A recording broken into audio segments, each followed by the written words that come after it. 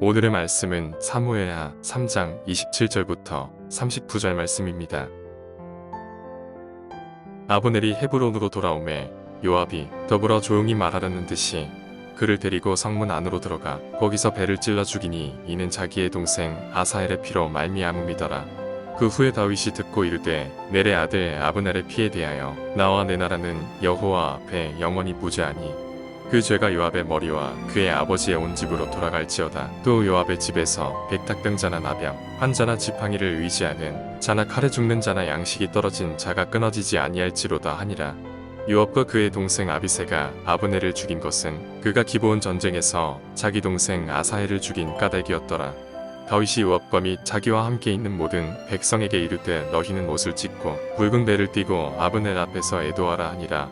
다윗 왕이 상여를 따라가 아브넬을 헤브론에 장사하고 아브넬의 무덤에서 왕이 소리를 높여 울고 백성도 다 우니라. 왕이 아브넬을 위하여 애가를 지어 이르되 아브넬의 죽음이 어찌하여 미련한 자의 죽음 같은고 내 손이 결박되지 아니하였고 내 발이 착고에 채이지 아니하였거늘 불의한 자식이 앞에 엎드러짐 같이 내가 엎드러졌도다 하며 온 백성이 다시 그를 슬퍼하여 우니라.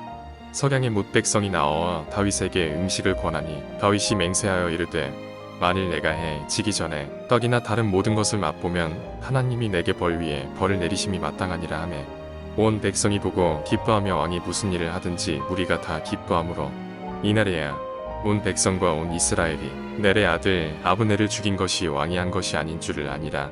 왕이 그의 신복에게 이르되 오늘 이스라엘의 지도자여 큰 인물이 죽은 것을 알지 못하느냐. 내가 기름 부음을 받은 왕이 되었으나 오늘 약하여서 수르야의 아들인 이 사람들을 제어하기가 너무 어려우니 여호와는 악행한 자에게 그 악한 대로 갚으실지로다 하니라.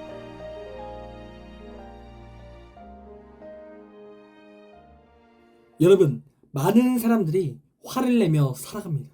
그리고 그 누구도 그렇게 화를 내고 분노하고 난 후에 질거하는 사람은 아무도 없습니다. 대부분 그 분노에 후회를 하게 되어 있는 거예요. 최근에 살인사건에 관한 뉴스를 본 적이 있는데 그 기자들이 그 살인범에게 왜 살인을 했냐라는 질문을 했습니다. 그러자 그 살인자가 하는 말이 무엇이냐면 갑자기 욱했다라는 거예요. 그러면서 자신도 모르게 그러한 범죄를 저질렀다는 거죠. 한마디로 자신이 그렇게 욱한 것을 후회하고 자신의 범죄를 반성한다라고 그렇게 이 사람이 이야기를 하더라는 거예요. 여러분, 이 사람은 사이코패스라든지 이전에 범죄가 있던 사람이 아니에요. 여러분, 이 사람은 우리 일상에서 쉽게 만날 수 있는 그러한 사람인 거예요. 그런데 이 사람이 왜 범죄자가 되었습니까? 순간 차오르는 그 분노를 억제하지 못해 이러한 일이 발생하게 된 거예요. 여러분, 이 분노라는 것은 굉장히 감정적인 결정이고 우리가 이겨내야 하는 문제입니다. 여러분, 우리가 이 분노에 사로잡힌다면 우리의 인생은 실패하고 마는 거예요. 그리고 사람들이 이렇게 분노를 낼 때 그 가장 큰 이유 중에 하나는 무엇이냐면 내가 손해본다라는 그러한 생각에서 이 분노가 시작된다라는 거예요. 그리고 이러한 분노에 관해서 심리학자들이 어떻게 정의를 내리냐면 분노란 내가 불공평한 대우를 받았다고 느꼈을 때 내 속에서 일어나는 정서적인 반응이다 라고 그렇게 정의를 하고 있어요. 여러분, 한마디로 우리가 화가 난다는 것은 굉장히 정서적인 반응이고 자연스러운 인간의 모습이라는 거죠. 그래서 사람이 화가 나는 것 그 자체는 죄가 아니라는 거예요. 그러나 문제는 화가 났을 때 화를 조절하지 못하는 것이 죄라는 거예요. 화가 나는 것이 죄가 아니라 화를 조절하지 못해서 분노로 표출하는 것이 죄인 거예요. 여러분, 에베소서 4장 26절의 말씀을 보면 분을 내어도 죄를 짓지 말라고 그렇게 말하고 있어요. 여러분, 이렇듯 화를 내는 건 정상적인 반응이에요. 그러나 이 화를 조절하지 못해 분노로 표출하는 것은 죄라는 거죠. 여러분, 성경이 이러한 말씀을 하고 있는 거예요. 여러분, 그렇다면 우리는 분노로 표출하지 않고 어떻게 우리의 화를 조절할 수 있을까요? 여러분, 그 방법은 우리 안에 성령 하나님이 찾아오시면 우리는 우리의 화를 조절할 수 있습니다. 여러분, 요한복음 14장 26절의 말씀을 보면 이렇게 기록합니다. 보혜사 곧 아버지께서 내 이름으로 보내실 성령, 그가 너희에게 모든 것을 가르치고 내가 너희에게 말한 모든 것을 생각나게 하리라 라고 말씀하고 있습니다. 여러분, 여기서 보혜사라는 것은 돕는 영이라는 뜻을 가지고 있어요. 그러니까 이 말씀의 뜻은 무엇이냐면 나의 생각과 모든 행동을 성령님께서 가르쳐 주신다는 거예요. 우리가 화가 날 때 분노를 표출하지 않도록 성령님이 도와주신다는 거죠. 그래서 우리는 성령 충만함의 삶을 살아야 하는데, 이 성령 충만함이란 매일매일 하나님을 의지하고 매일매일 하나님을 구하는 삶을 살아야 우리가 성령 충만함을 입을 수 있다는 거예요. 여러분, 그러므로 우리가 이 분노를 이길 수 있는 방법은 무엇이냐면 성령 충만함, 즉 성령님께서 매일매일 주시는 그 은혜로 우리가 승리할 수 있다는 거예요.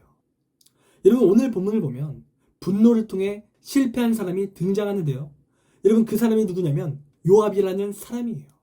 여러분, 이 요압은 다윗의 군대 장관입니다. 그런데 어제 본문에서 어떠한 사건이 있었습니까? 이스보셋 왕을 배신한 아브넬이 다윗에게 이스라엘의 전체를 다스릴 수 있도록 도와주겠다고 그렇게 말하면서 이 다윗에게 화친을 요청했습니다. 그리고 그러한 제안을 다윗이 받아들였던 거예요. 그래서 이 아브넬이 평안히 자신의 거처로 돌아가게 되었다라는 거예요. 그런데 이 요압이 이 소식을 듣고 화가 나기 시작하는 겁니다. 왜냐하면 이 아브넬이 이 요압의 동생을 죽였기 때문이에요. 여러분, 이 요압과 아브넬은 원수인데 그 원수를 다윗이 평안히 돌려보냈다라는 말에 이 요압이 지금 화가 난 거예요. 그래서 어제 본문 26절에 이 요압이 어떠한 일을 벌이기 시작하냐면 다윗의 이름으로 이 아브넬을 다시 헤브론으로 불러내는 거예요. 여러분, 다윗은 그러한 명령을 한 적이 없어요. 그러니까 지금 거짓으로 자신의 멋대로 왕의 이름을 사칭해서 그를 불러내는 거죠.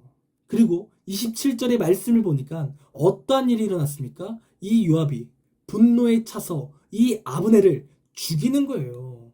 여러분, 지금 이 요압은 어떤 상태예요? 분노에 빠져버린 상태인 거예요. 내 동생이 죽었다라는 그 손해에 빠져서 분노를 표출한 거죠. 여러분, 그리고 이 상황에서 문제가 되는 것이 뭐예요? 다윗 몰래 다윗의 이름으로 이러한 일을 행했다라는 거예요. 그래서 이 일이 잘못되면 왕의 명령을 함부로 사용했기 때문에 그는 즉결 처분을 받을 수 있는 거예요. 그리고 실제로 이 요압이 다윗의 이름으로 이러한 일을 벌여서 다윗이 공경에 빠지기도 합니다. 그러나 다윗은 아직 정치적 또한 군사적 이유 때문에 당장은 이 요압을 처벌하지 않아요. 당장은 처벌하진 않지만 그를 강하게 꾸짖었습니다. 그리고 나중에 이 요압은 이 죄에 대한 보응을 받게 되는 겁니다. 한마디로 이 요압은 이 살인으로 인해 후회스러운 상황을 만든 거예요. 여러분, 그리고 더욱 문제가 되는 것은 무엇이냐면 이 살인을 할 때 요압이 어디서 살인을 했냐면 헤브론에서 그를 죽였다라고 하고 있어요. 여러분, 이 헤브론이라는 곳은 어떤 곳이냐면 도피성이라고 해서 하나님께서 무분별한 복수를 막기 위해서 세운 성이에요. 그래서 이 도피성에서는 공정한 재판이 나기까지 그 살인자를 보호해주는 그런 성인 거예요. 그런데 이 아브넬도 살인자이고 그 도피성에서 아무런 판결 없이 피해 보복을 당했다라는 겁니다. 한마디로 이 요압이 하나님의 말씀, 이 도피성의 개념 너무나도 잘 알고 있었지만 자신의 분노가 표출되어 그 하나님의 말씀을 어기게 되었다는 거예요. 여러분, 이 요압은 결국엔 이러한 후회스러운 상황을 만들어서 그의 인생은 실패한 인생이 될 수밖에 없었다는 겁니다. 여러분, 그는 실패한 인생이 된 거예요. 그리고 그렇게 그가 실패한 이유는 무엇이냐면 화가 났지만 그 화를 분노로 표출했기 때문에 그가 실패한 인생이 되었다라는 거예요. 여러분, 그가 화가 나는 그 순간에 분노가 아닌 하나님을 의지했더라면 여러분, 그는 후회하는 인생이 되지 않았을 겁니다. 여러분, 저의 삶 가운데에도 분노가 넘쳤던 시기가 있었습니다. 저는 청소년 시절에 친구를 폭행하여 경찰서에 끌려간 적이 있어요. 그런데 그때 제가 그 친구를 폭행한 이유는 저를 손해보겠다라는 이유로 제 자신의 화를 분노로 표출하여 그 친구를 폭행을 한 거예요. 그러면서 사건이 발생되었고 이 사건으로 인해서 저희 부모님이 무릎을 꿇고 사과를 하시며 합의금을 물어주시게 된 거예요. 그리고 저는 이러한 모습을 보면서 내 자신을 반성하고 이러한 분노를 후회한 적이 있었습니다. 그리고 아직도 후회하고 있는 거예요. 그리고 하나님 앞에 너무나 부끄러운 거예요. 여러분, 이러한 분노는 저에게만 있는 것이 아니에요. 여러분, 우리는 쉽게 우리의 화를 조절하지 못하고 분노를 표출할 때가 많아요. 그리고 그 분노를 표출했던 대상은 사실 우리와 가장 가까운 곳에 있어요. 나의 부모님이나 나의 가족, 나의 친한 친구에게 그러한 분노를 우리가 쉽게 표출했던 거죠. 여러분, 우리의 삶에 화가 날 때가 있습니다. 그리고 이러한 화는 앞서 말씀드린 대로 지극히 정상적인 반응인 거예요. 그러나 이 화를 분노로 표출하는 순간 그것은 죄가 되는 겁니다. 그리고 우리는 이러한 화를 우리가 조절해야 하는데 그 방법은 성령님이 주시는 지혜로 우리가 나아가야 한다는 거예요. 내가 화가 나는 순간 하나님을 의지하는 거죠. 하나님, 내가 어떻게 해야 됩니까? 하나님, 내가 지금 화가 나는데 어떻게 해야 합니까? 이렇게 하나님께 묻는 거예요. 그리고 그렇게 하나님께 묻는 순간 하나님이 가르쳐 주시는 지혜를 우리에게 주시는 거예요. 그래서 우리는 감정적인 분노를 표출하는 것이 아닌 화를 조절하여 지혜로운 결정을 내리게 된다는 거예요. 그리고 이러한 하나님이 주신 지혜로운 결정은 후회가 아닌 우리의 삶의 복으로 나타나게 되어 있다는 겁니다. 여러분, 이 시간 여러분은 어떤 사람이십니까? 화가 날 때 그 분노를 표출하시는 분입니까? 아니면 성령님을 의지하여 지혜롭게 나아가는 사람이십니까? 여러분, 이 시간 지금까지 화를 조절하지 못하고 분노하여 후회하는 삶이 무엇인지 이 시간 잠시 묵상하길 원합니다. 또한 그러한 분노의 죄를 회개하는 이 시간 되길 간절히 원합니다. 그리고 더 이상 내 분노로 살아가는 것이 아닌 하나님을 의지하며 결정하는 우리의 삶이 되길 원합니다. 우리가 그렇게 살아갈 때 하나님의 놀라운 복과 하나님의 우리를 귀하게 사용하시는 은혜를 우리에게 허락하실 것입니다. 그러니 이 시간 하나님을 의지하여 분노를 조절하는 우리의 삶이 되길 간절히 원합니다.